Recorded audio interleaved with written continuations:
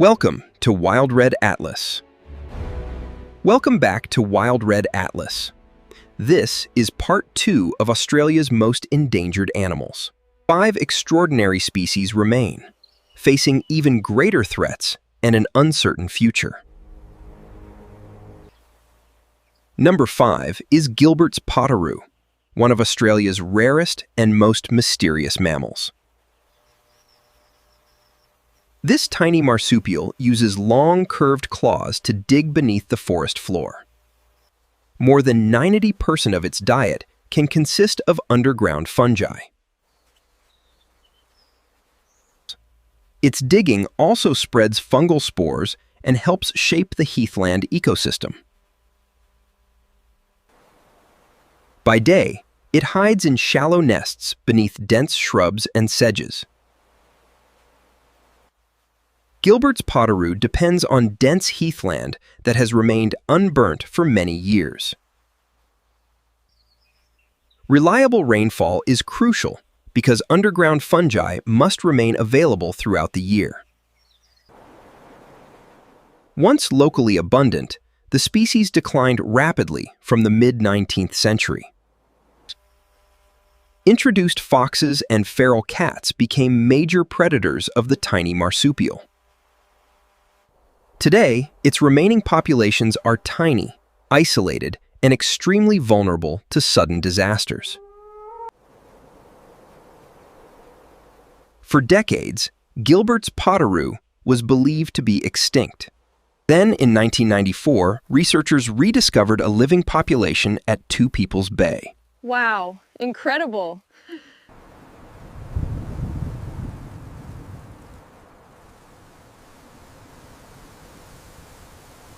About 90% of the Mount Gardner habitat was severely affected by the fire. Fortunately, surviving animals remained in unburnt patches of habitat. Scientists use camera traps and field surveys to monitor every surviving population. Captive and insurance populations provide a safety net against catastrophic losses in the wild. Protecting dense heathland and its underground fungi is essential for long-term recovery. Recovery is possible, but its tiny population remains extremely vulnerable to fire and predators. Next is the western swamp tortoise, another Australian species fighting for survival. Number 4 is the western swamp tortoise, Australia's rarest reptile. Unlike most tortoises, it survives in wetlands that can dry out completely. It feeds mainly on tiny aquatic invertebrates found in shallow wetlands. Its habitat fills with water during winter, then slowly dries through summer.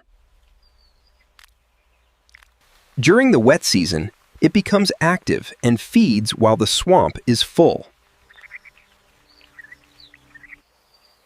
Winter rains transform these temporary swamps into feeding grounds. These shallow pools provide the tiny prey it needs to survive. As the water disappears, the tortoise retreats into cool underground shelters. It can survive the dry season by remaining dormant in sheltered burrows. Today, habitat loss has left this tortoise with only a few isolated wetlands. Once widespread, this tortoise has lost almost all of its former wetland habitat. Urban development has fragmented the wetlands where these tortoises once lived. Conservation teams now protect and restore the remaining seasonal wetlands. Breeding programs have helped increase numbers and create insurance populations. Young tortoises can now be returned to restored wetlands to strengthen wild populations. These efforts have helped rebuild populations, but recovery remains fragile. More young tortoises surviving means a stronger future for the species. But climate change could make these seasonal wetlands even harder to survive. Recovery has begun, but this rare tortoise is still far from safe. Next, we enter the top 3, where the extinction risks become even more serious. Number 3 is the southern corroboree frog, one of Australia's most threatened frogs. Its striking black and yellow pattern makes this tiny frog instantly recognizable. It feeds on tiny insects and other small invertebrates in its alpine home. This frog survives only in a tiny alpine habitat above the tree line. Unlike many frogs, it lays eggs on land beside temporary pools. During winter, snow covers much of the alpine habitat where it lives. The frogs endure freezing conditions during the harsh alpine winter. When snow melts, temporary pools become important breeding sites. After hatching, the tadpoles depend on nearby water to continue developing. Even small changes in water levels can disrupt its breeding cycle. Drought can shrink the pools this frog needs for successful breeding. Warmer, drier conditions can reduce the frog's already limited breeding habitat. Scientists monitor breeding sites closely to understand what is driving the decline. Captive breeding gives scientists another chance to protect the species. Successful breeding in captivity can produce frogs for future conservation efforts. Captive breeding has produced new generations that could support future recovery. Restoring alpine breeding habitat gives the species a better chance to recover. Despite these gains, wild populations remain dangerously small and vulnerable. Recovery is possible, but this frog has not escaped the threat of extinction. Now we enter the top 2, where Australia's extinction crisis becomes even more urgent. Number 2 is the Kangaroo Island dunnart, a tiny marsupial fighting to survive. This tiny marsupial is found only on Kangaroo Island, making its entire world remarkably small. At barely a few centimeters long, this tiny marsupial weighs less than 25 grams. After dark, this tiny predator searches the leaf litter for insects and other small prey. Its large ears help detect movement in the darkness while it hunts.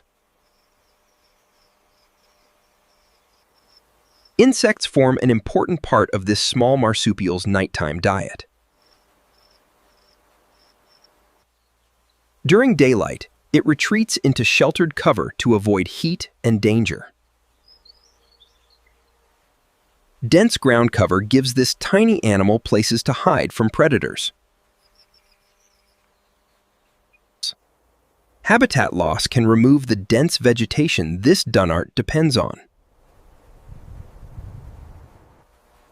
Severe bushfires can destroy the shelter and food sources it needs to survive. After fire, recovery of dense vegetation can take time, leaving the dunnart exposed. Protecting dense native vegetation helps preserve the shelter this tiny marsupial needs. Researchers monitor its remaining habitat to understand where these rare dunarts still survive. Protecting the remaining habitat is essential because this species has nowhere else to live. Every surviving patch of habitat can make a difference to this isolated population. Restoring native habitat can give this isolated marsupial more space to survive. Healthy native vegetation can provide both food and shelter for the dunart. But its entire population remains restricted to one small island.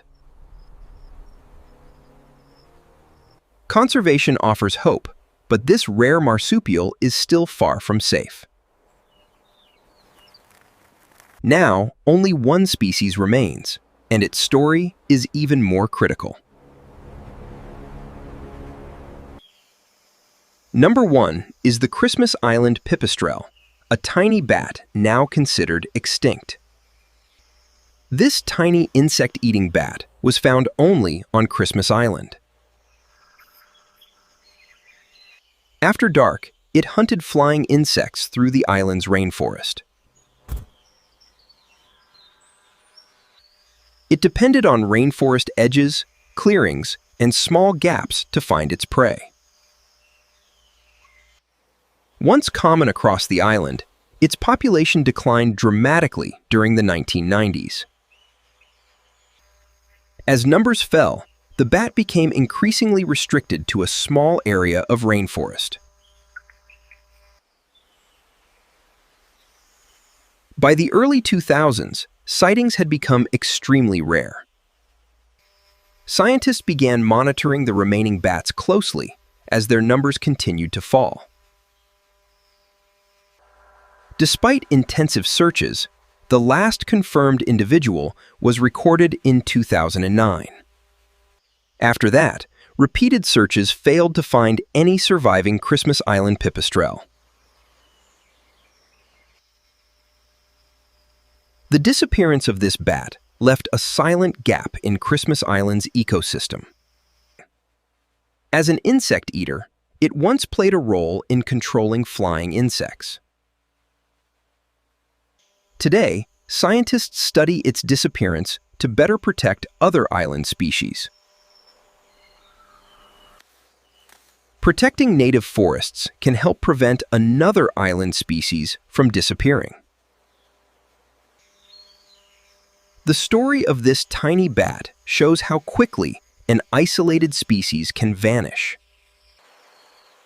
Today, protecting Christmas Island's remaining wildlife is more important than ever. Every species lost reminds us that prevention is far better than recovery. Protecting endangered wildlife also means preserving the natural beauty we inherited. Every endangered species deserves our attention before its story becomes a memory. This is WILDRED Atlas's personal ranking, not an official scientific list. Protect wildlife, protect nature, and subscribe for our next country.